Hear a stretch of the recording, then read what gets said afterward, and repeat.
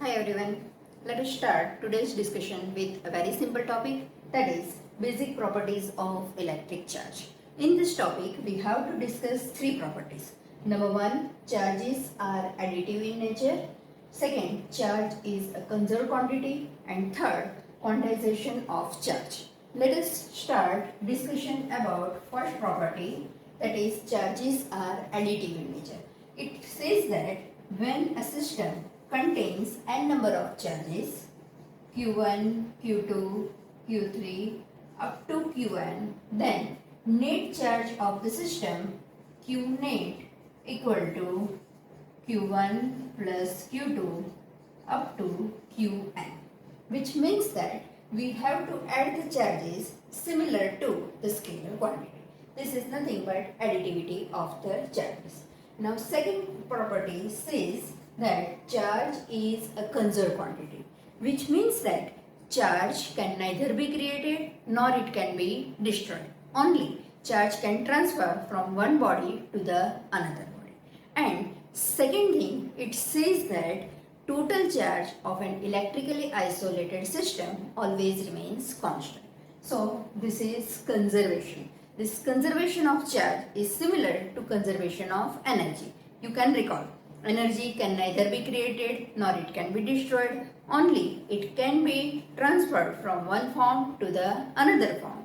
And second part, it says that total energy of the universe remains constant. The similar is the law of conservation of charge. Okay. Now third property is regarding quantization of the charge. Okay. Now experimentally it was observed that if a body is having charge, then charge on that body, suppose Q is the charge of the body, then it can be represented by Q equal to NE. That means charge on any body is integral multiple of E. N is integer and E is charge on a proton. Its value is 1.6 into 10 raised to minus 19 coulomb. So quantization, this fact Q equal to Ne is known as quantization of electric charge. Now from this we can say that Q can be E, minus E, 2E, minus 6E, etc. But it cannot be 1.5E or 6.7E, etc. Okay. So, and keep in mind that N is integer. This quantization of electric charge was first suggested by Michael Faraday, and experimental proof of this quantization was given by a scientist Millikan. So, this is regarding properties of electric charge. Once again, let us recall, there are three basic properties. Number one, charges are additive. Number two, charges is conserved. And number three, quantization of electric charge. Charges are additive, that means total charge equal to summation of all the charges. Number two, charge is a conserved, means charge can neither be created nor it can be destroyed.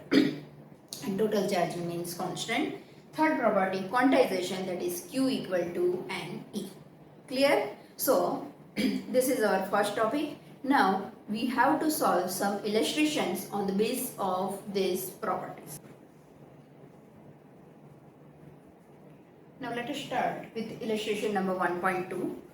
You can repeat the question. Question says, if 10 raised to 9 electrons move out of a body to another body every second, how much time is required to get a total charge of 1 coulomb on the other body? Okay. That means the question says that from a body, every second 10 raised to 9 electrons are removed. So number of electrons removed per second is 10 raised to 9. I want total of 1 coulomb charge. Then how much time it will take? Okay, so we can start with, we can think like that. If I want 1 coulomb charge, then how many electrons are required? Okay, so for that we can use, we know that Q equal to Ne. I want to find number of electrons. So I can say that N is equal to Q by E. My Q is 1 coulomb and I know that E equal to 1.6 into 10 raised to minus 19 coulomb. Okay. Now, if you do calculation 1 divided by 1.6, that will give you 0.625 into 10 raised to 19. So, I want 0.625 into 10 raised to 19 electrons. Now, to get this many electron, how much time is required that I want to find. So, I can think like this. It is given that number of electrons removed per second is 10 raised to 9. That means to remove 10 raised to 9 electrons, I require 1 second. So, number of electrons to be removed and time required. So, to remove 10 raised to 9 electron, required time is 1 second. So, to remove 0.625 into 10 raised to 19 electron, how much time is required? So, I can say that T equal to 0.625 into 10 raised to 19 divided by 10 raised to 9, which is 0.625 into 10 raised to 10. This will be in second. If I want to convert this into year, this is in second. If I want to convert this into year, then I have to divide it by 1 year equal to 365 days, 1 day equal to 24 hours, and 1 hour is 3600 seconds. This will give me approximately 198 years. That means to develop 1 coulomb charge, required time is 198 years. Okay, so this is our illustration number 1.2. Illustration number 1.3. How much positive and negative charge is there in a cup of water? Here we have to assume that mass of water in 1 cup is 250 gram. See, this is not given in question, but if this is to be asked in question, they have to provide you mass. Here in solution, they have considered mass of water as 250 grams. So here I have taken mass of water as 250 grams. In this water, there will be electrons and there will be protons. Okay. As water is neutral, number of proton and number of electron will be same. So I have to find charge due to this number of proton. I have to find charge due to this number of electron. Okay. So to find the charge, I can use the formula Q is equals to NE. So I have to find value of N. So here N will be number of protons or number of electrons present in total 250 gram of water. Okay. To find number of molecules, we will use the molecular mass. We know that molecular mass of water is 18 gram. Here I have mass and here I have number of molecules. So if I have 16 gram mass, number of molecules is 6.02 into 10 to power 23. So in 250 gram water, how many molecules will be there? So I can say that therefore number of H2O molecule will be 6.02 into 10 to power 23 multiplied by 250 whole divided by 16, which gives me 83.61 into 10 to power 23. This many molecules. Now I have to check in one molecule how many electrons or how many protons are present. So now for that I know that in one molecule of H2O, number of electron equal to H2O, 2 hydrogen, 1 oxygen. In 1 hydrogen there is 1 electron, so 2 hydrogen there will be 2 electron. Oxygen's atomic number is 8, it means that it has 8 electron. That means in 1 H2O molecule there are 2 plus 8, that is equals to 10 electrons. So number of electrons present in 1 H2O molecule is 10. So now I can say that in 1 hydrogen molecule there are 8 electrons. So 83.61 into 10 to power 23 molecule, how many electrons are there? So I can say that therefore total number of electron present in 83.61 into 10 to power 23 molecules of H2O equal to 83.61 into 10 to power 23 multiplied by 10. That gives me 83.61 into 10 to power 24. This gives me number of electron. So I can represent it by N. So now I have value of N, which is 83.61 into 10 to power 24. Now once I have value of N, now I can easily calculate value of Q. So we know that Q is equals to N into E.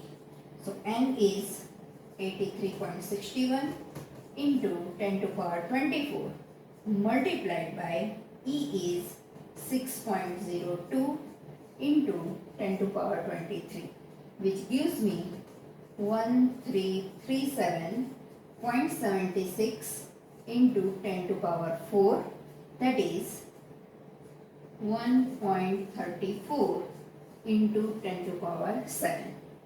This is charge. What is the unit of charge? It is coulomb. So it is 1.34 into 10 to power 7 coulomb. So in 250 gram of water, there will be plus 1.34 into 10 to power 7 coulomb charge due to protons and minus 1.34 into 10 to power 7 coulomb charge due to electrons. Clear? So this is our illustration number 1.3. So now we are discussing about Coulomb's law, which is very basic law of electrostatics.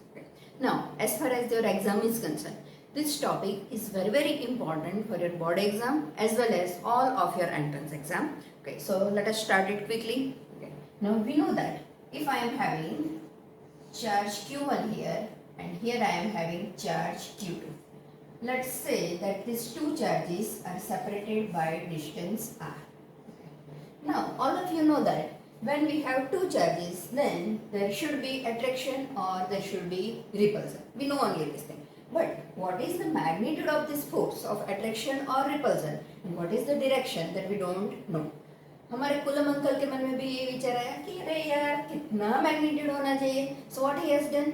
He has done a lot of experimental work and from that he concluded that force acting between 2 point charges is directly proportional to product of the charges, that is Q1 Q2, and it is inversely proportional to square of the distance. By combining these two, we can write that F is proportional to Q1 Q2 upon R square. Now all of you know that whenever there is proportionality, we want to remove the proportionality, we should keep a constant. Then हमारे coulomb uncle ने constant रख दिया K, that is K Q1 Q2 upon R square. Here this K is known as small k, is known as Coulomb's constant, and its value is 9 into 10 raised to 9. Now what should be the unit? To find the unit, we have to consider, we are finding SI unit. Force is in Newton. Q1 Q2, unit of charge is coulomb. This is distance, so meter square. From this I can say that unit of K, Newton meter square per coulomb square. Newton meter square per coulomb square. So this is your K. You have to remember this. You have to remember its unit also, Newton meter square per Coulomb square. From this you can derive the dimension formula also. You have to do that thing by your own. Okay. So by this we can write the statement of Coulomb's law like this. The electrical force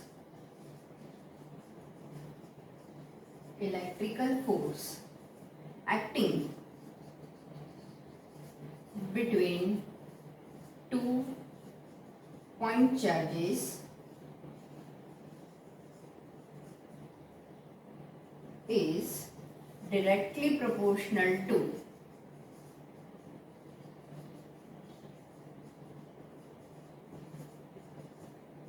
product of magnitude of the charges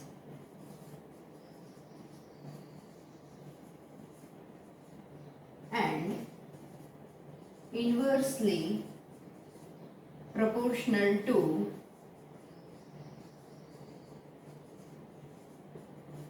square of distance between two charges. He also concluded that it is acting along the line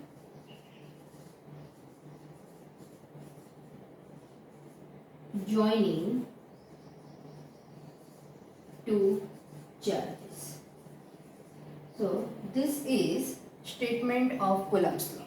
The electrical force acting between two point charges is directly proportional to product of magnitude of the charges and it is inversely proportional to square of the distance between them. This force is acting along the line joining the two charges. Okay. Now here, keep in mind that whenever we consider magnitude of the force, we have to consider only magnitude. We don't have to consider sign of the charges. From the sign, we can get the direction that we will discuss at the time of vector form of Coulomb's law. Okay, so this is the basic thing. Now we have to discuss about this K. Okay. So K is also 1 upon 4 pi epsilon naught. So let us discuss about it. Okay, now this K is 1 upon 4 pi epsilon naught. Now there is one new member in our family. This epsilon naught, what is it? It is known as electrical permittivity. Electrical permittivity of free space. Free space means air, or I can say it is electrical permittivity of vacuum also. Okay, its value is 8.85 into 10 to power minus 12 Coulomb square per Newton per meter square. Okay. So actually what this electrical permittivity means? Electrical permittivity is a parameter which gives you idea regarding how easily the electricity can pass through that medium. For air it is epsilon naught. For another medium it will be different. So for any medium I can say that it is epsilon. It is represented by epsilon, that is electrical permittivity of medium. Okay, so if I want to write Coulomb's law for air, so I can say that F air is equal to, in place of K I will write 1 upon 4 pi epsilon naught into Q1 Q2 upon R square. While for any another medium, force will be 1 upon 4 pi epsilon Q1 Q2 upon R square. Only difference is this, epsilon naught, here it will be epsilon. So if I take ratio of this equation number 1 and equation number 2, I will get F air upon F medium equal to, this is 1 upon 4 pi epsilon naught q1 q2 by r square divided by 1 upon 4 pi epsilon q1 q2 upon r square. All this will get cancelled. Only we are left with epsilon divided by epsilon naught. This ratio of epsilon to epsilon naught is known as relative permittivity epsilon r, and it is also known as dielectric constant. We have to discuss about this dielectric constant in next chapter. So now you can say that this is F air upon F medium. Now from this we can say that F medium is F air upon K. So here value of K is always greater than 1. That's why see, K is always greater than 1. That means F medium is always smaller than F air. So whenever the same two charges are kept at the same distance in medium, then electrical force acting between them is smaller compared to the force acting in air. So you have to remember this thing. These things are not directly given in your textbook, but this is very much useful for your JEE NEET exam. That's why you have to keep in your mind F medium is equal to F air upon K. So force acting in medium is always smaller compared to force acting in air. So this is regarding Coulomb's law. We have discussed its scalar form. We will discuss about its vector form in our next session. Meanwhile, you have to revise all these things. I will post some questions on the basis of this Coulomb's law and you have to try to solve it. Okay? Bye bye.